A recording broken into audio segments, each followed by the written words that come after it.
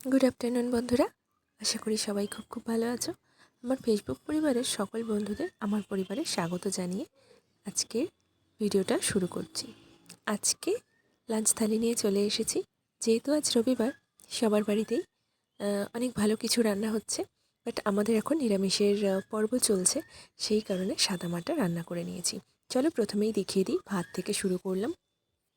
ভাত, টমেটো দিয়ে টকের ডাল, আলু বেগুন কড়াইশুঁটি দিয়ে একটা তরকারি, ডাঁটা বড়ি এইসব দিয়ে আরও একটা তরকারি করে নিয়েছি মাখা মাখা।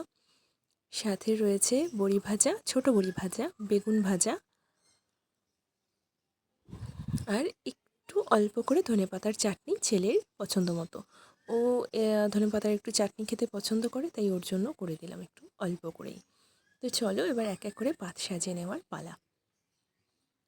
দেখতে পাচ্ছ ধোঁয়া উঠছে, ভীষণ গরম, হাতে ভালো করে ধরতেও পারছি না। যাই হোক, তো ভাতটা সাজানো হয়ে গেছে। নেক্সট টকের ডাল একটু করে নিয়েছি, তো এটাও বাটিতে রেডি করে নিলাম।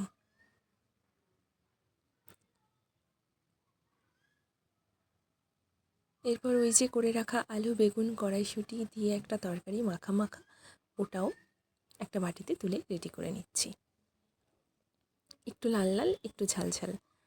আর তারপরে ছিল ডাঁটা বড়ি দিয়ে যে তরকারিটা, সাদামাটা, আর অল্প একটু কড়াইশুঁটিও দিয়েছিলাম, তো এটাও বাটিতে তুলে নিলাম।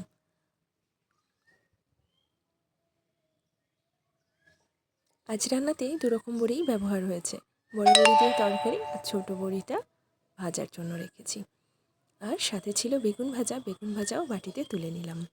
আর তোমরা তো জানো আমি ডেকোরেশন করতে পছন্দ করি, তো সেই কারণে ছোটো বড়িগুলো দিয়ে শুধু খাবোই না, একটু ডেকোরেশনও করব। তো ভাতটাও সাজিয়ে নিলাম।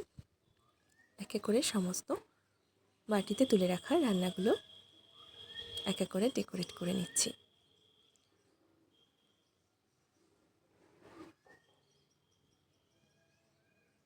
এই সেই চলে এসেছে ছোটো বড়ি ভাজা। তো এগুলো এইভাবে সাজিয়ে নিয়েছি পরপর। তারপর দেখলাম যে একটু আরও বেশি বড়ি রয়ে গেছে, তাই জন্য আবারও ডবল লেয়ার করে আবারও বড়িটা সাজিয়ে দিয়েছি। তো এই মুহূর্তে আমার থালা সাজানো কমপ্লিট।